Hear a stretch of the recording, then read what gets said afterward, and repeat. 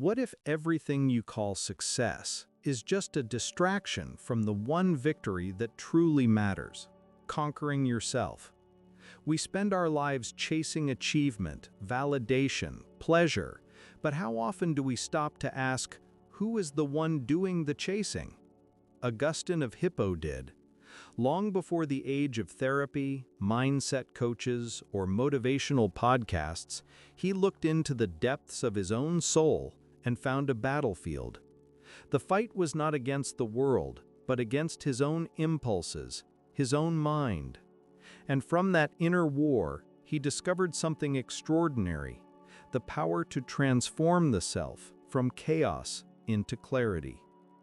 Augustine lived over 1,600 years ago, yet his story feels shockingly modern. A man of ambition, distraction, and restless desire, searching endlessly for meaning in pleasure, fame, and success.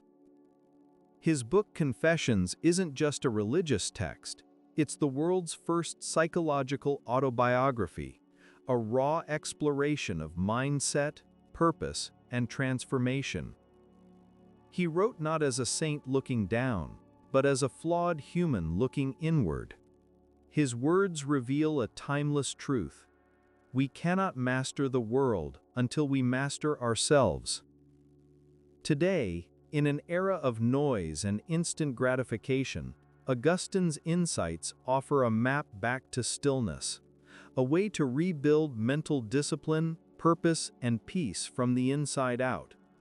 This isn't ancient theology, it's practical Stoic resilience, sharpened by self-honesty. His journey is our mirror. His confessions are our challenge. Augustine confessed that his greatest enemy was not sin, it was habit. The quiet repetition of choices that chained him to who he used to be. He once wrote, "I was bound not by another's irons, but by my own iron will."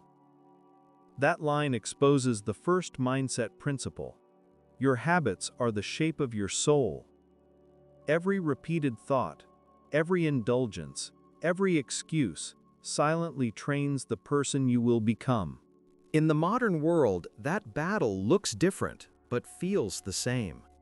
Our temptations are not temples of vice, but screens, comfort, and constant stimulation. Each distraction weakens the muscle of willpower. Each indulgence, however small, whispers, "just once more." Discipline is not punishment, it is liberation from compulsion. The moment you choose restraint, you reclaim authorship over your own life. Here's the challenge. For one day, become your own observer. When the urge arises to scroll, to argue, to procrastinate, pause. Do not obey the impulse, simply witness it. That pause is your battlefield. That awareness is your sword. Augustine found freedom not by suppressing desire, but by understanding it, tracing it back to its root and asking, what am I truly hungry for? Usually, the answer isn't pleasure, it's peace. Self-discipline is the bridge between the chaos of instinct and the order of intention. The more you walk it, the stronger you become. Augustine's transformation began the moment he stopped arguing with the world and started listening to himself. He realized that most people are not truly living, they're reacting, drifting through each day in a fog of distraction, driven by moods, fears, and desires they don't even recognize. He wrote, "I became to myself a vast problem."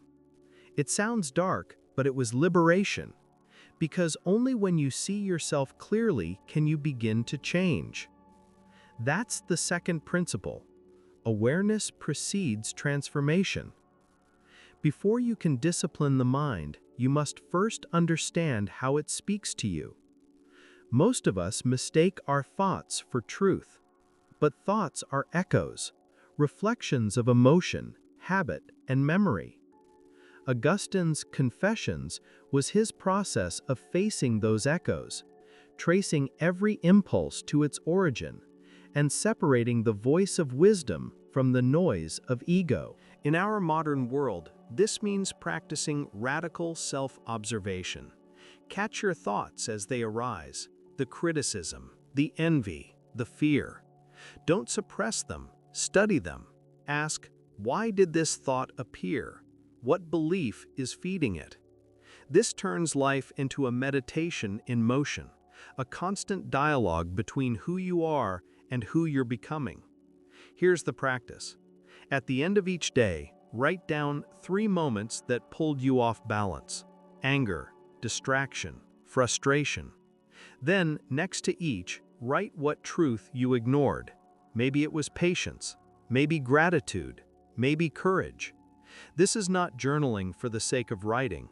This is mirroring your own mind, the same way Augustine examined his soul. Because when you see your patterns, you regain your power. When you observe without judgment, you stop being the puppet of your emotions and become their master. In time, this awareness becomes serenity. The world may still be loud, but inside, you begin to hear something else, a quiet strength that no storm can touch. And that voice, Augustine would say, is the whisper of wisdom itself. Augustine's greatest transformation didn't happen in triumph, it happened in surrender. He had intellect, influence, and ambition. He had tasted everything the world offered, and still, he was restless. His mind, sharp as it was, could not silence its own hunger. He wrote, "My soul was restless until it rested in you." That wasn't just a statement of faith, it was a confession of ego, a realization that no achievement, no control, no argument could fill the emptiness that came from trying to be the master of everything. This is the third mindset principle. Ego seeks control, wisdom seeks alignment.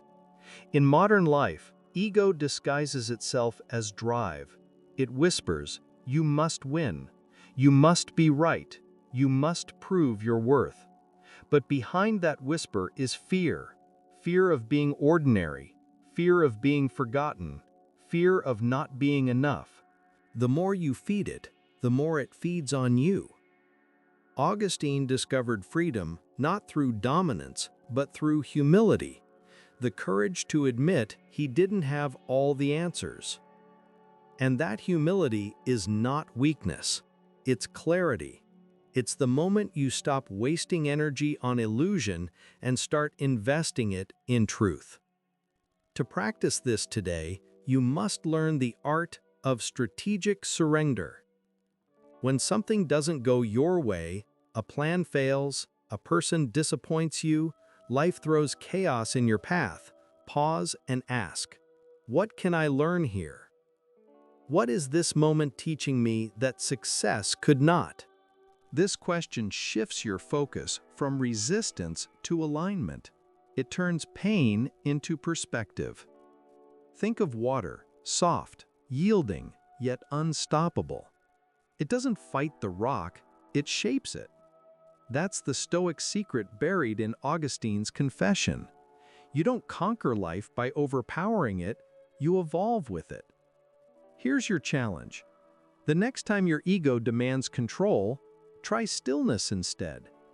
Don't rush to fix, explain, or justify. Breathe. Listen. Allow life to reveal what you need to see. That quiet act of surrender is not giving up, it's rising above. Because power without humility becomes tyranny, but humility guided by purpose becomes unshakable peace. And in that peace, the restless mind finally rests, not in defeat, but in mastery. When Augustine looked back on his years of confusion and indulgence, he didn't see waste, he saw training. Every failure, every restless night, every mistake became material for transformation. He wrote, "You have made us for yourself, and our hearts are restless until they rest in you. That restlessness, that ache we all feel, is not punishment, it's direction. It's the soul demanding to grow. And that's the fourth principle. Pain is not the enemy of progress, it's the evidence of potential. Too many people see discomfort as a sign to quit. Augustine saw it as a sign to wake up. He realized that discipline is not about restriction, it's about alignment. When your actions match your deeper purpose, even suffering becomes sacred. In the modern world, pain still speaks, but we drown it out with distraction. When we feel lost, we scroll. When we feel anxious, we consume.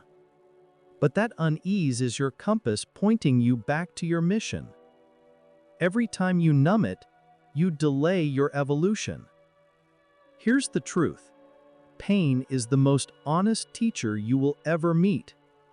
It tells you what matters. It strips away illusions. It demands that you become real. And that's why discipline, true discipline, isn't about controlling your life.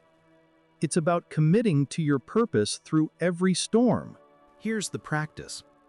Take one area of your life that feels heavy, a project, a habit, a relationship, and instead of running from the discomfort, lean into it with awareness. Ask, what is this moment asking me to become? That question transforms pain into progress. It turns frustration into focus, weakness into wisdom. Augustine discovered that when he aligned his will with a higher purpose, the same struggles that once enslaved him became fuel for strength. The fire that once burned him became the light that guided him. And that's the paradox of growth. When you stop fighting pain and start listening to it, it no longer destroys you, it forges you. Every disciplined act, every moment of patience, every test of endurance, they are not obstacles. They are confirmations that you are still in motion, still becoming. And when you understand that, purpose stops being something you search for. It becomes something you live. So when you feel lost, remember, transformation doesn't begin in perfection. It begins in honesty, the willingness to face your reflection without running. That's where the real work starts, and that's where the real strength is forged. You don't need to renounce the world, you just need to reclaim your soul from its noise. Because the moment you turn inward with courage, the battle begins to end, and the evolution begins to unfold. Augustine's story is not about religion, it's about realization. It's the moment you stop running from yourself and decide to rebuild from within. Because no external success will ever satisfy the mind that's at war with itself. The peace you seek won't come from control, or validation, or achievement. It comes from alignment. He learned that transformation begins the day you stop asking, "What do I want from life?" and start asking, "What is life asking of me?" That shift from taking to becoming is the essence of growth. And it's your call today. Whatever storm you're facing, the overthinking, the self-doubt, the pressure, remember this: you are not broken, you are becoming. The same fire that feels like it's consuming you is shaping you into something unstoppable. Stand inside it, face it, and say what Augustine once said: "I was restless, but now I choose peace." Because peace is not the absence of struggle, it's the mastery of it. It's the decision, every morning, to live with intention, to discipline your thoughts, to act with purpose, no matter what life throws your way. So here's your challenge. Take one truth from this video, just one, and live it for the next 7 days. Watch what happens to your energy, your focus, your peace. And if this message spoke to you, if it helped you see your own reflection a little clearer, share it with someone who needs it. Because the more minds awaken, the more the world transforms. You're not just watching a video, you're standing at the edge of your next evolution. This is Limitless Mindset, and your transformation starts now.